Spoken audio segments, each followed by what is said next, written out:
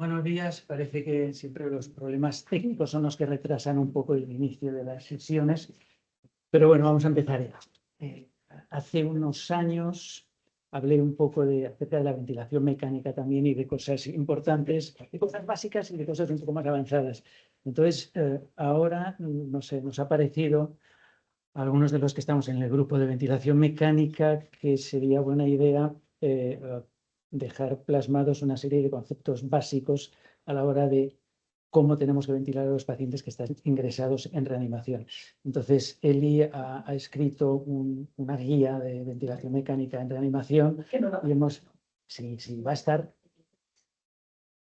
Está revisada, hay que añadir alguna pequeña cosa, pero ya está hecho y evidentemente que está aportando alguna cosa, pero en los próximos días, o sea, antes de una semana, esto va a estar en SharePoint, entonces todos la podréis leer y por eso en esta sesión no vamos a describir o no vamos a ir leyendo la guía, ¿no? Sino que vamos a hablar solamente de algunos conceptos pequeños, ¿no?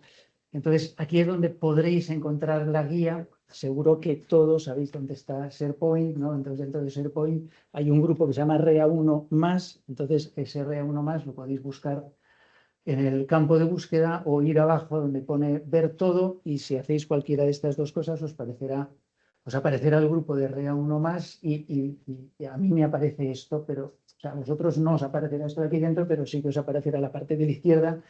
Entonces, si vais a documentos o en la parte de la derecha aparecen los documentos, dentro de los documentos hay una carpeta de respiratorio y ahí dentro es donde está este archivo, ¿no? Dentro de la carpeta de respiratorio estará el archivo de guía de ventilación mecánica, ¿de acuerdo? Que lo podréis ver enseguida.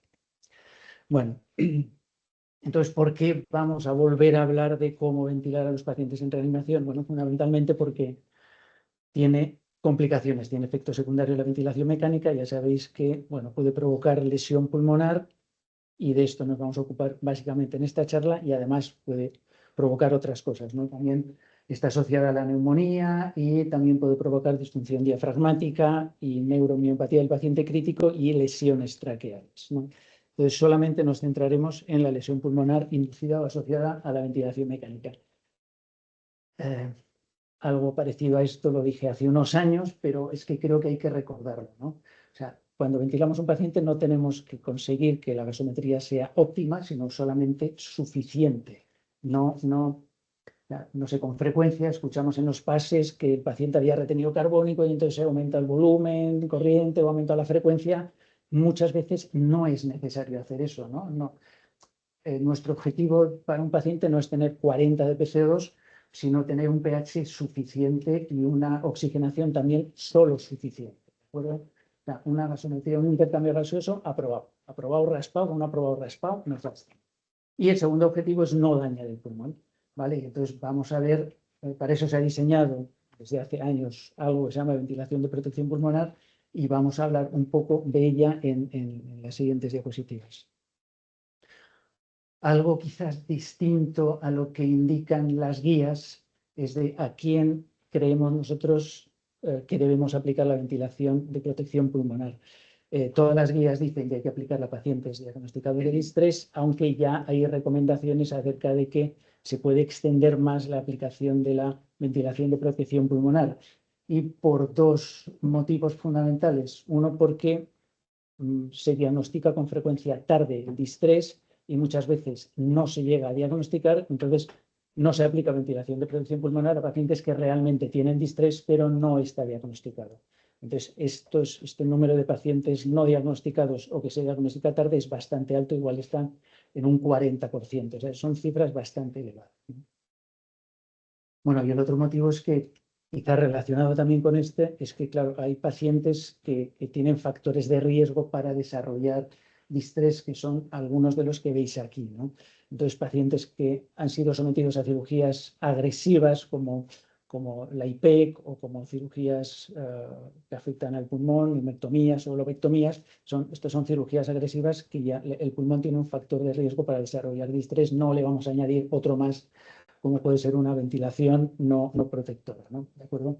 Entonces, en principio pensamos que esta ventilación de protección pulmonar en REA la deberíamos aplicar a todos los pacientes con distrés, a los pacientes que están hipoxémicos y a los pacientes con riesgo de distrés. ¿De acuerdo? ¿Y en qué consiste la ventilación de protección pulmonar? Bueno, pues básicamente en utilizar un volumen corriente bajo entre comillas, porque bajo se refiere a utilizar volúmenes corrientes que son parecidos a los que puede utilizar una persona normal, digamos, en reposo, ¿no? Su volumen corriente puede estar eso, entre 4 a 8 mililitros kilo de peso ideal. Además de eso, pues también todas las guías recomiendan que la presión meseta no pase de 30 centímetros de agua y utilizar siempre PIP. Entonces, estos tres aspectos son pilares básicos de la ventilación de protección pulmonar, están bien demostrados, aunque hemos tenido nuestra pequeña discusión en el grupo acerca de qué pasa con el volumen corriente, ¿no? Porque efectivamente los trabajos que han demostrado los beneficios de volumen corriente los han demostrado comparando volúmenes corrientes de 6 mililitros kilo frente a 12 mililitros kilo de peso ideal. Entonces, ha habido otros estudios que comparaban 7 con 10 y estos que comparaban 7 con 10 no han encontrado diferencias, ¿no? Entonces, bueno, por eso quizás el margen es un poco más amplio, ¿no? A lo mejor en algunos pacientes que están muy graves tendríamos que bajar más de 6, pues porque las presiones subirían mucho o porque la cantidad de pulmón que estamos ventilando es realmente más pequeño, pero en otros pacientes igual podemos subir hasta 8 pues porque no están más graves y porque el paciente por algún motivo pues tenemos que ventilarlos con volúmenes corrientes más altos, ¿no? Pero en la cabeza podemos tener un objetivo en principio de alrededor de 6 mililitros kilo de peso ideal. Estas son las fórmulas que se emplean en muchos de los trabajos para calcular el volumen, el peso ideal o el peso predicho, ¿no? Que dependen fundamentalmente de la altura y del sexo, porque el tamaño del pulmón depende sobre todo de la altura y también algo menos del sexo, pero depende solo de estas dos cosas, no depende en fin, del peso, ¿no? Bueno, y luego, ¿qué frecuencia respiratoria ponemos? Porque es algo que también tenemos que programar en el respirador la mayor parte de las veces. No hay un objetivo de frecuencia respiratoria, solamente tenemos que tener cuidado en que el paciente pueda expirar lo suficiente, que no haya atrapamiento aéreo, que no haya más PIP, no haya autoPIP y no haya más PIP real de la que nosotros queremos programar y que tengamos un pH de más de 7,25, más o menos, que es lo que es uno de los objetivos, ¿no? Y luego hay dos medidas, como es la presión de distensión, que en inglés se llama driving pressure, o la potencia mecánica, que últimamente parece que se asocian más con beneficios sobre la mortalidad que el volumen, que la limitación del volumen corriente y de la presión meseta. Pero todavía no han salido trabajos prospectivos y aleatorizados que comparen pacientes en los que se limita la presión de distensión y en los pacientes en los que no se limita tanto, ¿no? Para demostrar que realmente es la presión de distensión limitada la que es la causa de una lesión pulmonar y que afecta a la mortalidad. Esto pasa tanto a la presión de distensión como a la potencia mecánica, y de estas dos cosas nos va a hablar Eli dentro de unos minutos más extensamente. En general, la presión de distensión se trata de no pasar de 15 centímetros de agua y la potencia mecánica de 17. En la potencia mecánica, bueno, os lo contaré y ya no quiero decir, quiero adelantar nada más. Pero me parece que esto es fundamental, ¿no? El pensar en volumen corriente bajo, en no pasar la presión meseta de 30 y tener una PIP, poner PIP. La PIP no se sabe cuál, ha habido muchos trabajos que han tratado de ver si una PIP más alta, una PIP más baja es mejor y no han encontrado realmente beneficios con ninguna, ¿no? Entonces, solamente hay una serie de recomendaciones generales en cuanto a la PIP, ¿no? Entonces, sí que parece claro que en pacientes con distrés leve no hay que emplear PIP alta. Ahora veremos un poco qué es PIP alta. Y que sí que la PIP alta puede ser beneficiosa en pacientes con distrés grave, ¿no?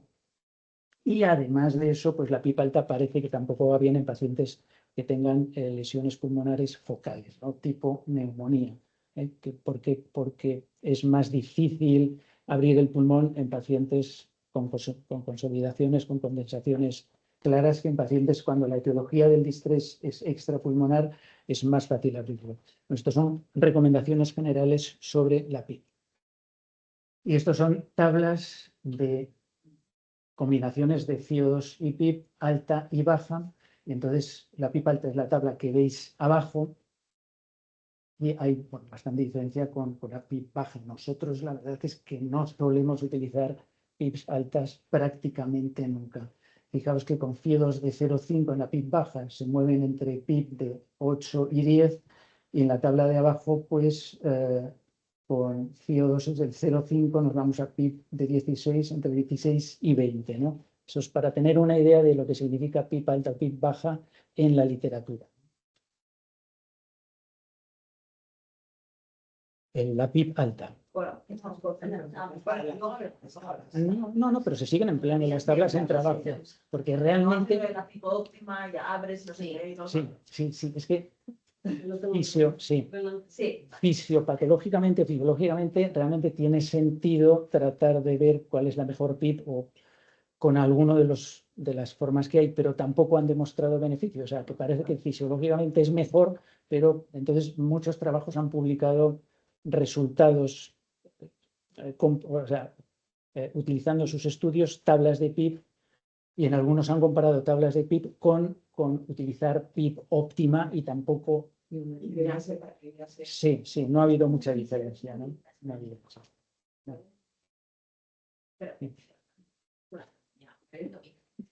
Sí, es lo mismo, es difícil, ¿no? Sí, pero efectivamente, bueno, a veces yo creo que donde no llega la fisiología tiene sentido emplear lo que sabemos de fisiopatología y parece que tiene sentido utilizar la mejor PIP para cada paciente que no una de una tal, ¿no? Pero en general en la literatura se habla de PIP alta y de PIP baja, pues a esto se refieren con PIP alta y con PIP baja, ¿no? Lo que veíamos en estas tablas.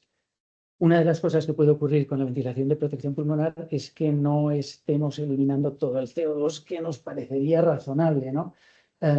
Y tiene, creo que solamente, hay dos efectos secundarios que nos tienen que preocupar en la hipercamia permisiva. Uno es el aumento de la presión intracraneal, que conocemos todos porque aplicamos hiperventilación muchas veces en quirófano para bajar la presión intracraneal en neurocirugía, pues de la misma manera que baja la presión, pues puede también subir si hipoventilamos.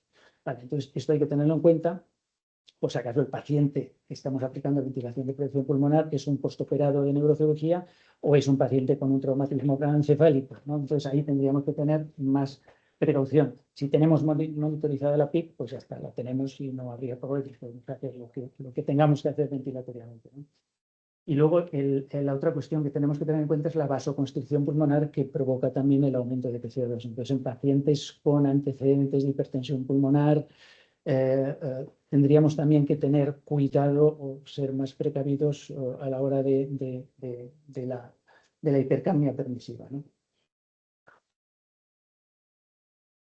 Este es tu coche. Este es el coche, es el Ferrari, digamos, de entrada de gama. Es el más barato y con la huelga y tal, que estamos un poco escasos de ingresos, pues igual abrimos.